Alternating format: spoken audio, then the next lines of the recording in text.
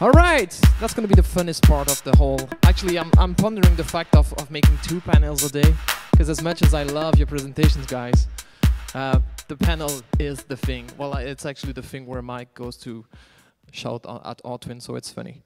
All right, for this panel, day 1, we will have all those nice people, which I am going to reintroduce to you again. Number 1 being our good friend, Steve Scotty Scotts. Join us.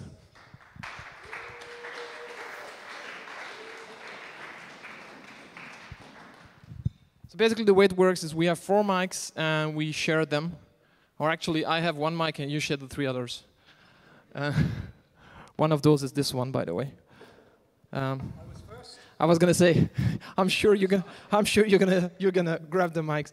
Number 2 is Katharina Hausmann.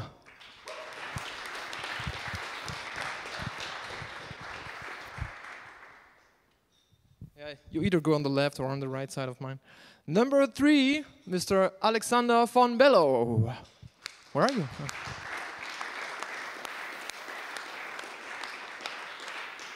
So by the way, this time I wrote your name correctly, so I get better. I'm going to applaud all the way till you get here. All right, we need a frog. Damien Gosset.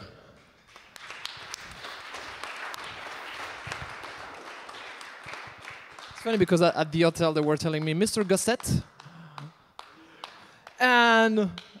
Actually, I'm pretty sad. I wish we would have John's grandma. We only have John Fox. John Fox.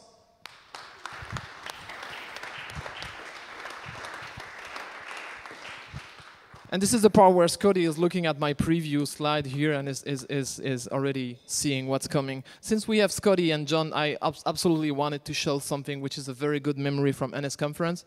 This is where sound comes.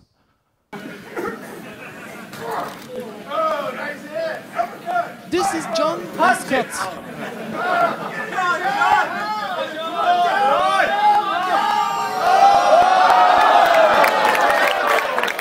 Scott almost died.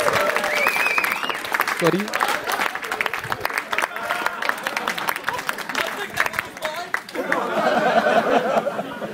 I didn't think about throwing him. I'm somewhere. Altwin is actually Altwin is filming, right? It's your video, right?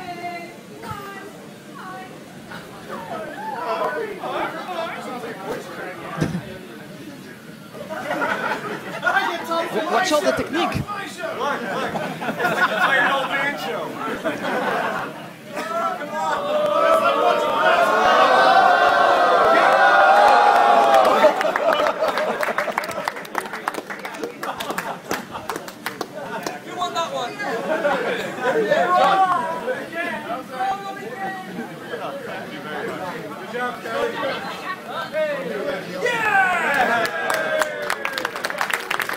All right, enough of that.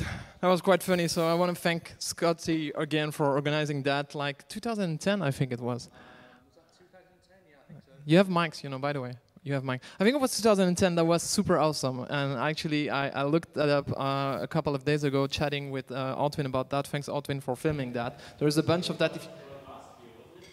No, that was 2010. Yeah, 2010. That's what I remember. I'm just glad you didn't show the rodeo bull. Oh no, but there's a bunch of those. If you go on YouTube and Google NS Conference Sumo, that's enough. Okay, so the question is, this year, who will be rude with not with you, but with who? And the big question is, can Scotty and John do us the Altwin and Mike thingy? We will find out today. By the way, it's probably better if somebody. Well, it's okay if you stay there, anyways. But you can come to the front. Don't hide. Probably it's better if somebody goes to my left and one microphone goes to my left. I will give the microphone. It was just a joke, the fact that it's okay, you can be with Scotty. It's fine if you stay with Scotty. All right, my very first question, panel-wise, and if you have questions, keep them for in the middle or at the end, is about skeuomorphism. And And where are you? So the very first thing I wanted to show is a very tiny bit of Apple copyrighted material, which I hope they're not going to put me in jail for. Let's take a look at the new calendar. It has continuous scrolling, and what's really amazing is even without the stitching, the window still sticks right there on the screen. It doesn't fall off without the stitching. I don't know how we did it. It's engineering. So for those who didn't hear that, yeah, by the way. All right. He just said, I don't know what we did. It's engineering. So he was a little bit mocking Scott. So am I the only one missing Scott? Well, not that Scott. The other one, the Scott's creepy Forstall. I will ask you guys what you think about that. Who wants to start about that? I love skeuomorphism. I miss it. The question is not, I miss skeuomorphism. It's does skeuomorphism miss you? And the answer is, hell no, it doesn't miss you. Because, the leather, the expensive materials, Apple is famous for producing all their stuff in factories with questionable labor practices. So, all this expensive leather that was used into it, it was never paid. And I mean, they basically took one copy of it and duplicated it. I mean, you think I stole shit. Think about, where were the royalties paid for Louis Vuitton? So, no. In fact, if people have been wondering why the French economy has been in the chitter for the last ones, as people know, LVMH is one of the bright spots only because there are a lot of people in the world that have a lot of money and they buy French luxury products. Apple goes and steals it so that you can basically have an electronic version of a Vuitton wallet and nobody's getting paid. So, no, I say to hell with skeuomorphism, it makes the economy tank.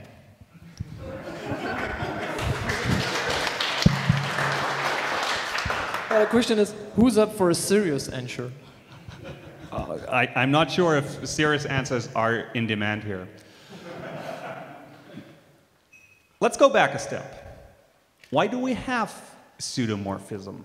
Why did it ever enter? He's asking why again. Yes. See. That's what I do. The idea behind the whole graphical user interfaces was to create things that would need no explanation. That's why we have things like the trash can and other things. They were made, the desktop in itself.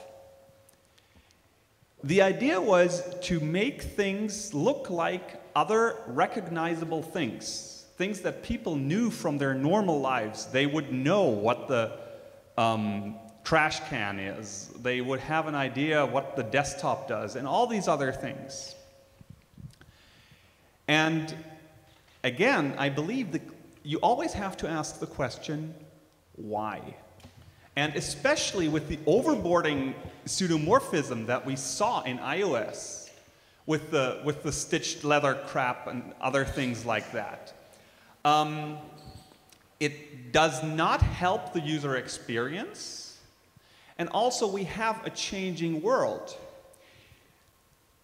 There's a very funny story. A friend of mine was taking one of her kids to the optometrist, like where they check if you can see. And he was holding up a panel of icons.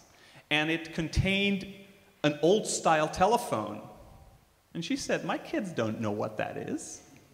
They've never seen a rotary phone in their lives. It's an icon. And the same applies for many things that we have today. Computers, smartphones are becoming a part of our normal life. People do not need hints to recognize what this is. They don't need to think that the calendar is their desk calendar or whatever. So, first of all, I believe it was right. Of course, I would say that to ask, why do we have this pseudomorphism? Do we still need it? No. Away it goes. The screen space can be used, we can make better use of this screen real estate. I love it. The other thing is, I believe it helps a lot of companies because now your design can be more prominent. Apple is not setting so many default expectations of the users. Apple is going to the background. So your content is more important. Your design is more important. And I really love that. So I'm absolutely okay with the direction that we're going. And now, glad that you asked about Scott Forrestal. I'm so happy he's gone. You're on video saying this, and we're going to send it to him. Sorry? You're on video saying this, and we will send it to him. Yes, and I will continue. I will say. I can't believe why. he's dissing you like that, Scott. I am gonna send him personally that video. Excellent, and we can talk about this.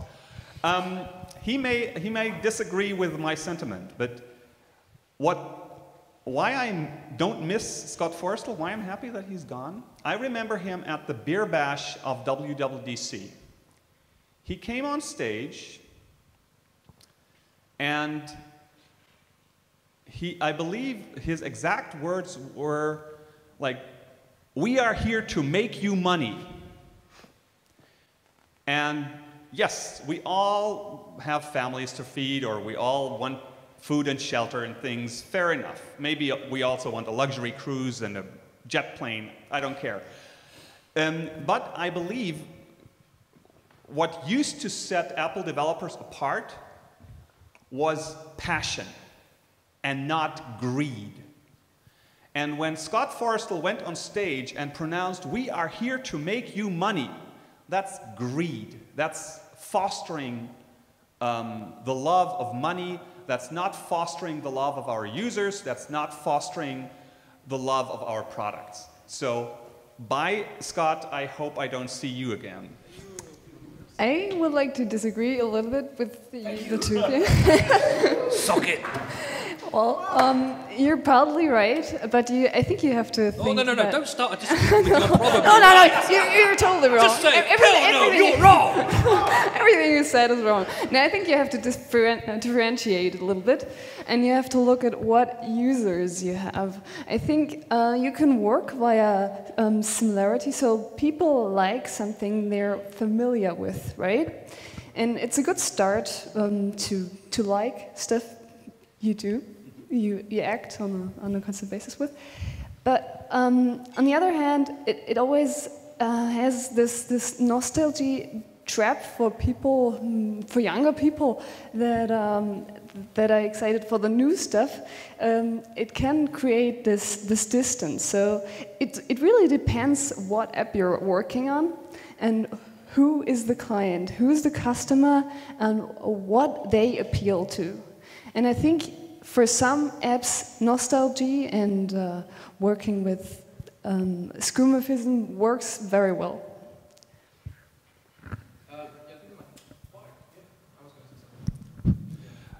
Absolutely correct. And I believe that this is the opportunity that iOS 7 creates for us. Because now you are free, when you are creating such an app, where you believe that this is the right thing to do, you can now do it. Because Apple is taking itself back. And so I totally agree, but I don't think that the system apps necessarily need this. If you want to use, if you want to use pseudomorphism in your app and you have answered the question why, go for it. It's because I want to, a good enough answer. I sort of, it's exactly because the we thing I was can. thinking about. It's because I like it, a good enough answer. It's because I feel like I'm sticking to it. Like I like that thing. I mean, I feel like a very old person. That's a little bit what I just heard. But like an old person who liked to watch his photograph on a real photograph. Now I feel like this old person which has been taken away is nice skeuomorphism and letter, and I like that shit. Actually, I like that my calendar looks like a real calendar. It sounds to me like it belongs to the same world than the real world. Yeah, but the problem you've just made there is you said, I like the fact that my calendar looks like a real calendar. The calendar on your phone is a real calendar. It's not a false calendar. It's not a fake calendar. It's a real calendar. For most people, they don't have any other type of calendar. So tying it back to the old world is pointless. Now, don't get me wrong, in the right place, a little bit of skeuomorphism, I don't mind. I think it can make things interesting, it can make them quirky, it can make them, give them a little bit of character. I think in iOS 6 it had just gone far too far. And I mean, I look at Game Center. I mean, someone threw up over Game Center, didn't they? I mean, it was just absolutely foul. But I don't, and so I like the direction we're going in, but I don't think what we're seeing in iOS 7 is what we're going to end up with. I mean, iOS 7 is really going back to, like, as it was called at the time, iPhone OS 1. I mean, if you look at, the very first release of the iPhone, before we could put apps on it, everything was really basic and cut down, and it grew. So I think what we've got here in iOS 7 is a platform from which things can start building again, and it will gain its own character. And as app developers, I think it's fantastic for us because everything's a level playing field again now. Anybody can take any market right now with a new UI because all of the old UIs are dead, end of story. You have as big an opportunity as anybody else right now, so take advantage of it. I think what Scotty's trying to say is that the Apple environment is kind of like a cool garden, and every now and then you have to weed it a little bit. So. Yay. Yo, brother. I think we're going to move to the next topic, but it was an interesting... Oh, by the way, Damien, you have nothing to say about that? So the guy who spoke on designing or producing your app has got nothing to say? I was going to say, yeah, let's take this opportunity for real. There is a French guy who has nothing to say. Doesn't happen very often. Okay, since you're partly French, the French part of it should hit yourself. My mother tongue is French. Okay. All right, anyways, to conclude this topic and go to the next topic, I want to show a very interesting picture that I found on the internet, which is a transition from the nice old days with skeuomorphism to the new, not so nice for me, days, which is this. And I found that on the internet, and I mean, it's a little bit disturbing, but it goes way more disturbing when you stop. It's an animated GIF. When you stop that animated GIF somewhere in the middle, and you end up with that. So, I'm sorry, but this is really, it's the son of both of those guys. Anyways, all right, let's go to the next one, and the next one is about this thing called the developer ID. So the developer ID, it seems to me that it's also from all the dub talk, that it's Apple's way of not pushing the App Store on the Mac. So basically, who doesn't know what the developer ID is? I guess everybody knows what the developer ID is. Cool, awesome. So I don't have to explain it. And I'm also wondering, and this is a question to you all, if it's not sometimes somewhat of a consent to that sandboxing isn't ideal for everyone, which is a given. Some apps just cannot be sandboxed, and also reflect on the fact that many apps, at least a couple that I know, like Mainplane or Money app, used to be on the App Store and went away from the App Store, from a version to the other, because they weren't accepting the rules anymore. And developer ID is kind of like the preference pane says it, in the middle. Okay, I mean, I'm going to take a stab here that you're going to take quite a while to edit the videos, and I won't break NDA because it will be all over by the time we speak about this. But am I right in saying that in Mavericks, the default option that you have to go is Mac Store only, and you have to go and change it if you want something else? I don't think so. Isn't it? I thought that's what it was. I think you're wrong. It wouldn't be the first time I'm wrong. Yeah, but I think you're wrong. I think it's still the thing in the middle. I think so. At least it's not breaking NDA. Okay, I'm just making up bullshit. So. Yeah, I know. It's the thing in the middle. But you was going to say something? No, it's just worst if it's the case, in fact. I like the idea to bring security in the Mac, as I like the idea to bring security to the user, as we did on iOS. But the fact is that here, with this kind of option, with developer ID, we're just going in a way which is way too more dangerous for me. Too dangerous for me. I mean, we started computers and we started doing softwares because we like the creativity it allows us. We can do whatever we want with our computer.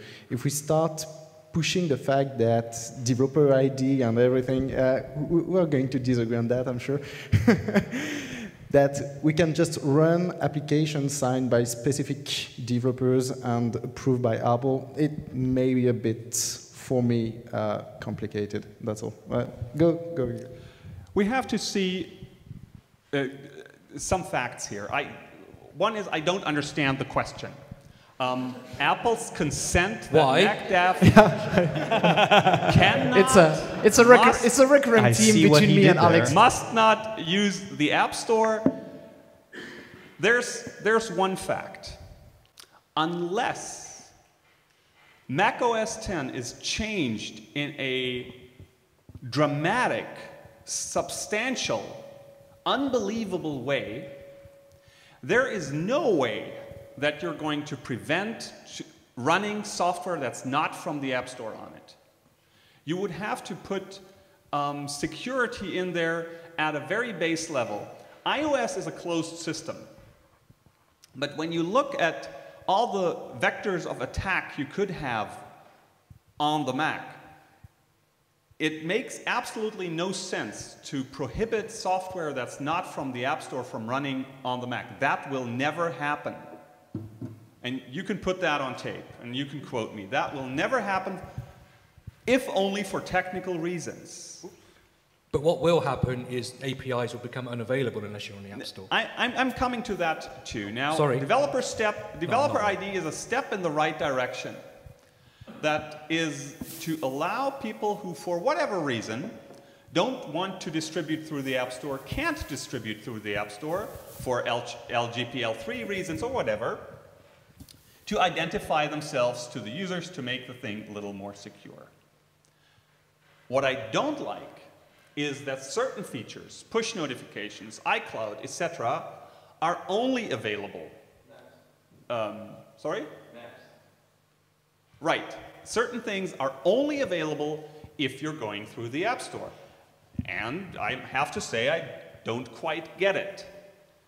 So you could just promote the developer ID to something where people could use all these funky, shiny new interfaces. I could tell you exactly why that is, because no one in this room is a typical user as far as Apple's concerned.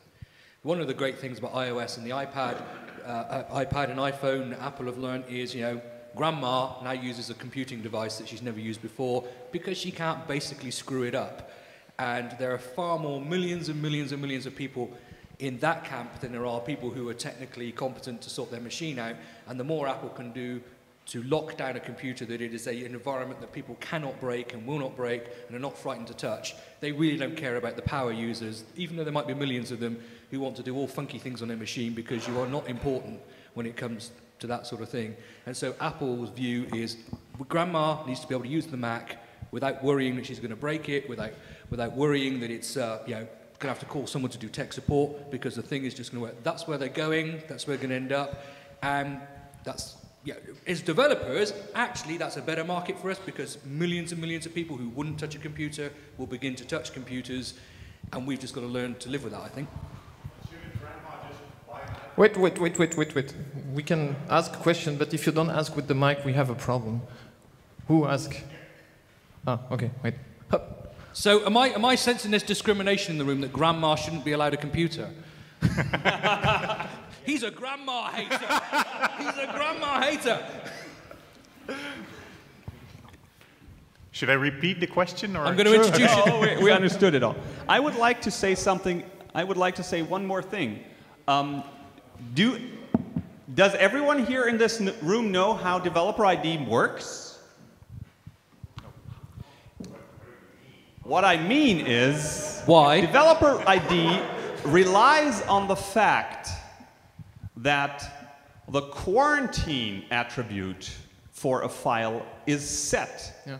So if you download a software, say by curl from the command line, or by a tool, by some sort of browser that doesn't set the quarantine bit, your Mac will not check for developer ID. But if there is no such way anymore where you download a software, you install a software from the internet. So any when you have curl, you can copy the software from a network or from a CD. I'm sorry, you have curl, I have curl, nobody else in the world have curl. We all have curl. It's on every machine. It's on every nerd. But you it's could not use installed on my grandma's computer. I mean, it's not It's installed. installed, but do we she's know, not using it. Here, Mac developers, is there a requirement that if you are selling a browser through the App Store that you set the quarantine bit? Is there such a requirement? Sorry, say it again. Is there a requirement for the Mac App Store that you must set the quarantine flag for downloaded content? From the Mac App Store, you set it actually, the quarantine, or whatever that is. That's No, a but Mac when App you Store app. sorry, when you are selling a browser, say Chrome or whatever, does Apple force you to set the quarantine bit? I don't know. We kind of need the mic. See? So you can't download, you could easily bootstrap that process. Anybody from the audience, do me a favor, ask for a mic. Because it's not really cool in the video when we don't know what the question was. It's a nice guess. Oh, before we go further, I need a little bit of sound from the computer. I just wanted to mention, even though Mike Lee is not yet there, he's going to be with us tonight at the dinner, so you can talk with him, touch him and everything. But I brought Mike with me. And every time that somebody is going to say something where I think it's not completely right, I'm going to use this here. Okay? So Mike is with us. Actually, there is also here. Fuck ones and zeros. That's a good one. Fuck ones and zeros. Okay, we can go further. But I will bring the other bullshit now and then, again. Anybody else who, on the developer ID, I think we can go to the next one, right? Oh, you want to say something? The next one is actually speaking about the next one. We spoke a little bit about that last year. I wanted to come back a little bit to this amazing thing called Evening at Adler. We spoke about, we glorified Objective-C, and so I wanted to extend our discussion about that. And for that, I want to bring a couple of those guys like Wolf Rensch and Brent Simmons and Will Shipley and all others. And so we're going to watch a little bit of a video for like 1 minute and then discuss about that. F-Script has had this for a long time. And F-Script is a great implementation. I use it all the time. I mean, right now, when I want to script Cocoa, I use F-Script. Even though I'm a PyObjCGN fan, you know, F-Script fits my brain for scripting Cocoa better than PyObjCGN does. And I guess I should actually mention what F-Script is and all that. Go to fscript.org. It's a small talk type language and environment for scripting Cocoa. So you don't have to write and you don't have to deal with pointers. You can create objects, message them, and it also features this thing called higher object messaging, where you can basically, instead of having to iterate an array to send a message to each of the objects it contains, you just can send the message to the array, and the runtime will do the right thing. Okay, I'm going to go to the actual question actually here. Is if you don't know about this one, Google for it, 2005, Evening at Adler, 2.5 hours about a really interesting discussion. And what Wolf Rensch is here explaining, he's talking about F-Script, which by the way was explained in 2009 at the NS conference. F-Script is actually pretty cool. It allows you, among other things, to experiment with Objective-C. So, and being myself also a Rubyist now and then, what I kind of miss in Objective-C is the fact that a lot of time when you want to test something, you kind of have to compile, and there is no real REPL. What does stand REPL for again? I forgot that. Real. Not everybody together. One. Who said? Request evaluate print loop. Yeah, evaluate print loop, or at least some fix and continue or something. So, what's your point about Cocoa or Objective-C missing those kind of stuff? Why would you need that? Write a unit test and execute it? The whole panel is going to be on why. Because what I like in Ruby... Who cares? Like, yeah. Because what I like, among other things, in things like Ruby, is I can just start an IRB or something like that and test something, which is something you can do with F-Script. But if you want to test something very, very quickly on NSString, you have to start a new project and No, you don't. You write a unit test, and you run that unit test. That's at least, I may be very stupid, but that's what I do. Or you use Code Runner. Yeah, I was thinking about that, yeah. There is Code Run as well. Yeah, Code Run is an option, but it's not an issue. And if time is things, you buy a Mac Pro and it'll build fast. Yeah. But yeah. So the original question actually before this thing was also if last year we spoke about the things we love in Objective-C, but actually I wonder if there are, oh, that's not developer ID, what I meant. The things we don't like about Objective-C and the things we would like to see fixed, if anybody wants to go on this topic. Or you are 200% happy with Objective-C and there's nothing you would like to see? When it comes to languages, I just use what's put in front of you and get on with it. It doesn't really matter what I think or don't think. If I can join the compiler team or whatever, then maybe it will make a difference. But language wars are old hat. Just use what's in front of you. We don't get any choice on the iPhone, really. I mean, if you want to stick with the Apple way, I guess other language like Ruby Motion and everything along now, just use what you like and get on with it. Was that not what you want to hear? I have a question to the audience. Why? And to the panel. Because I want to know. In discussion with developers, there's always the question of, do we want typed arrays? So I'm asking all of you, who of you wants typed arrays? Yeah, be useful. It would be useful. And who of you thinks that typed arrays are a thing made out of, from the pits of hell? I guess you should raise your hand, right? No. I'm genuinely interested in, and there was somebody with a strong opinion. I would love to hear strong opinions on both. You can do that now, or you can do that tonight at the dinner. Preferably if you're hammered, because there's no greater discussion when somebody's just drunk out of their mind going on about typed arrays. Maybe if we put them in sumo suits and have the discussion at the same time. Mostly, I completely agree with you. Like, I have no quarrel with, I have no beef with, no OX beef with Cocoa. I mean, we don't have to argue about different languages. We can just argue over dot syntax. Yeah.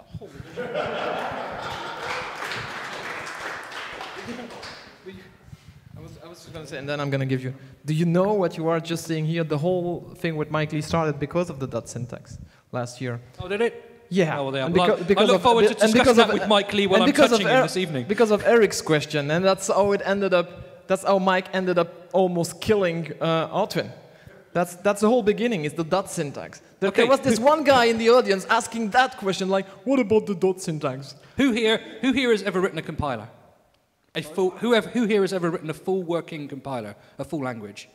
Okay, Marcel, he's the clever one at the back. Other than Marcel... Oh, there is another guy.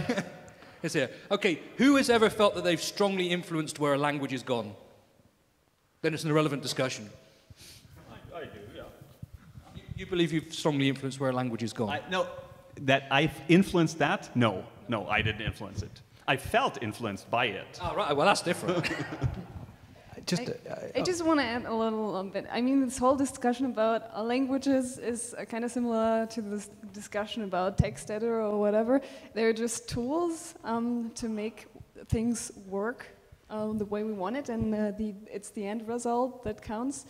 I think what's more important for us, the iOS developers, is not the language itself, but the actual APIs and the frameworks that are behind it that we can use easily and get on to in order to make great products. Yeah. Go ahead, John. While he's going up there, I will say this.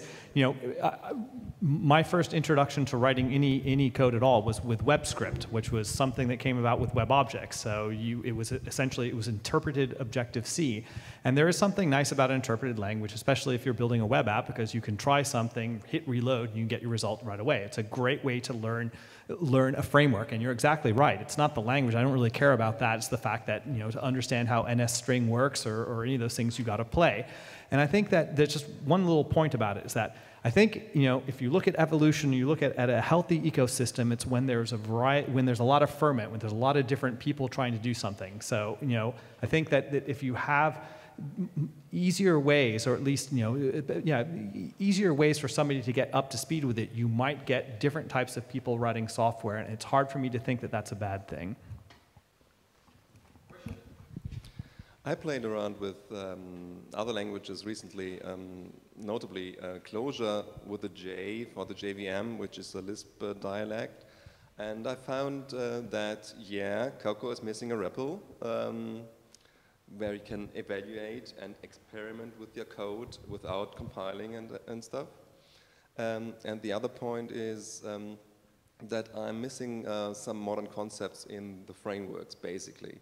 Like having what they call persistent data structures with this very misleading name. It's data structures that are non-destructive. You create new data, new containers from old containers by sharing their content. And this is has very, very good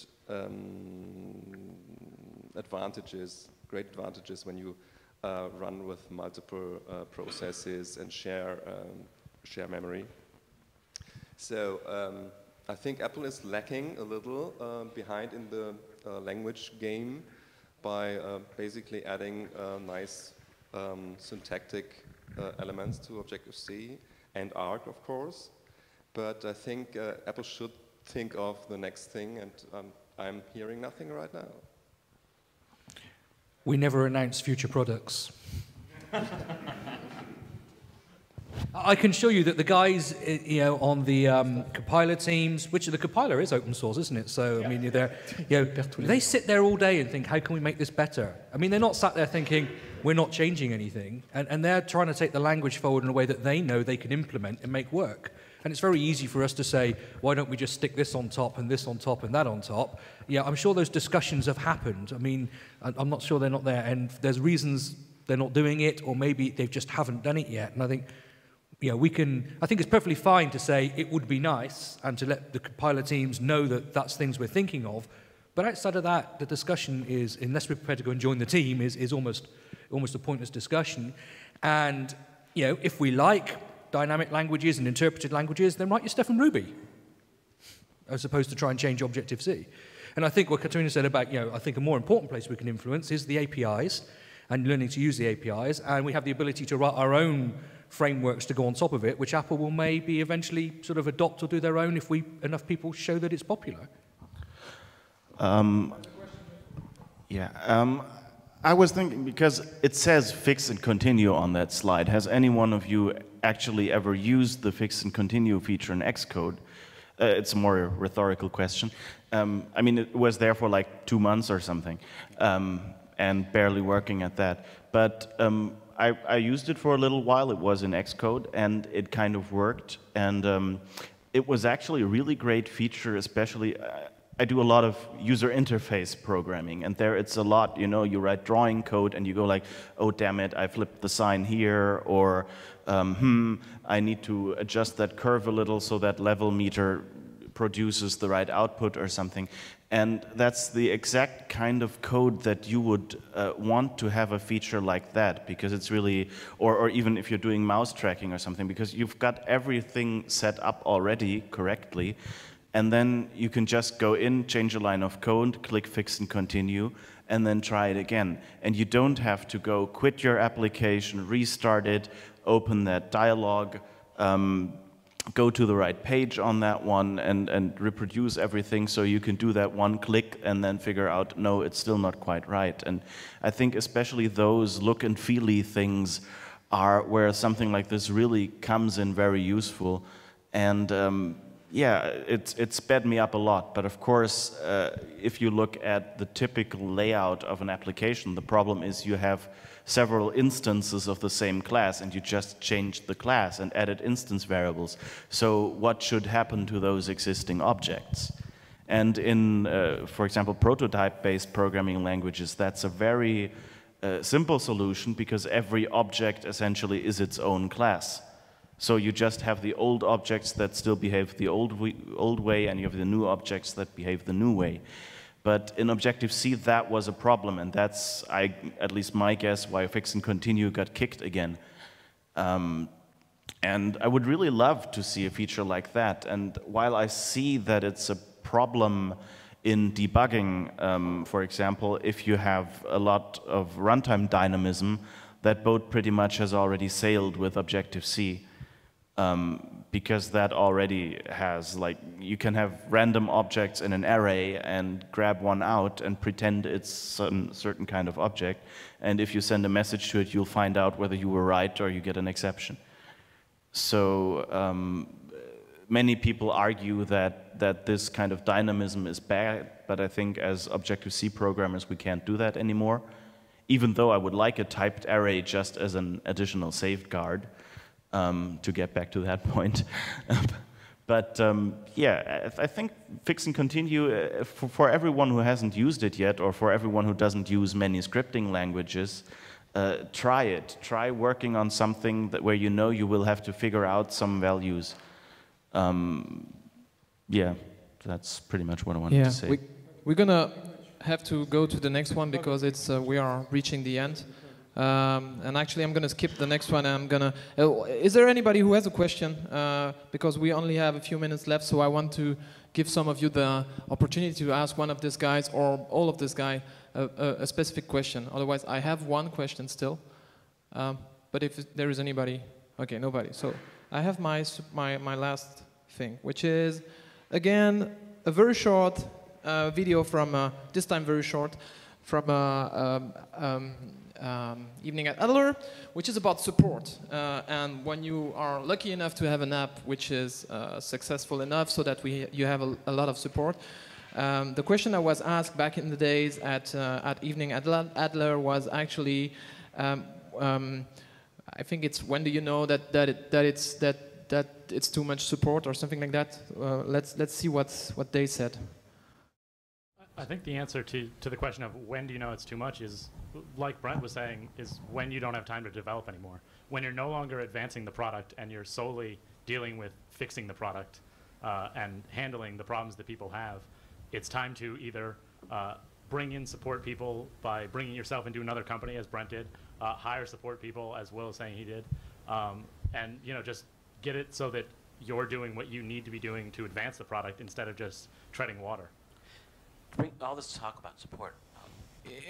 I'm always hoping to have one day an app where the amount of support that I would receive would allow me to have a first world problem, and having to go to, I guess the only one here among us who has a real app out there, independent app, is actually John.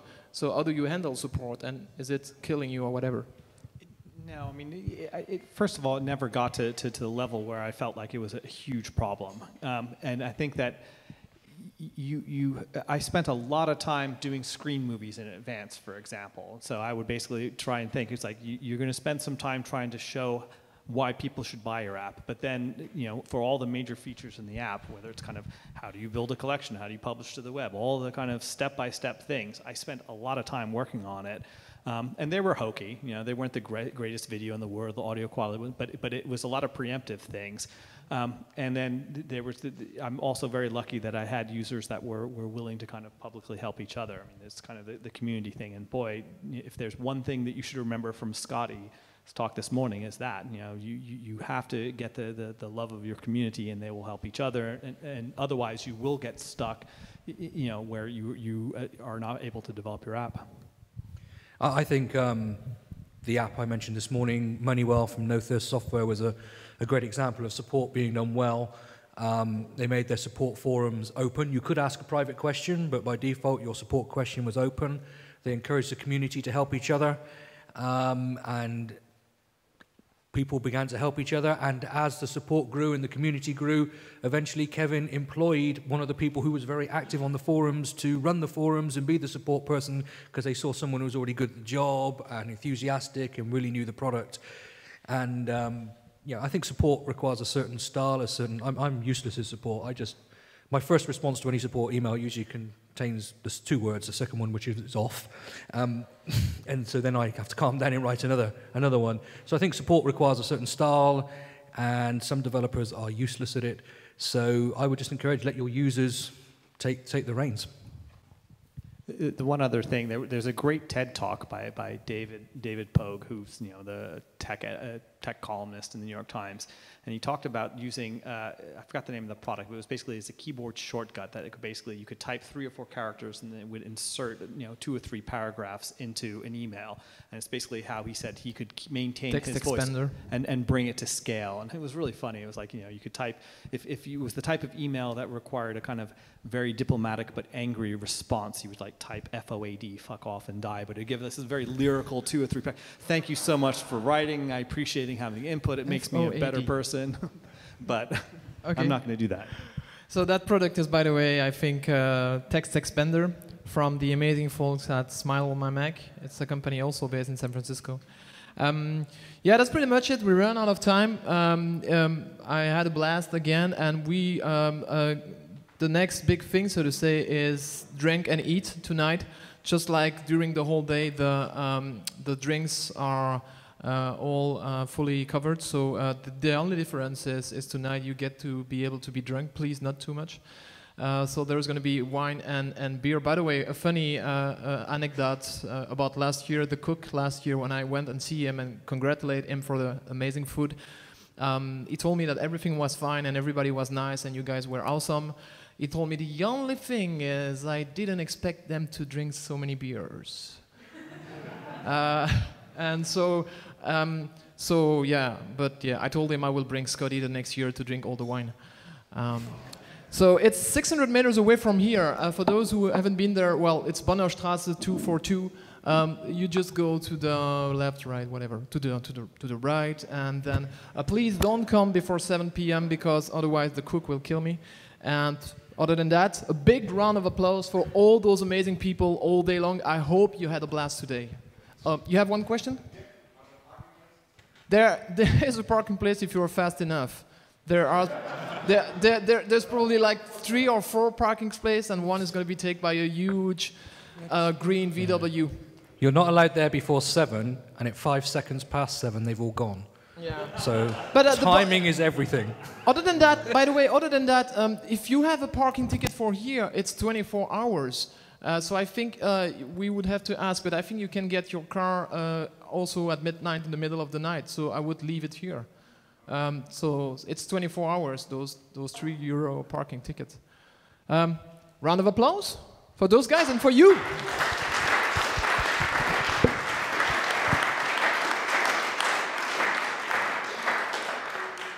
And be ready for the funnest part of the day, which is not the day.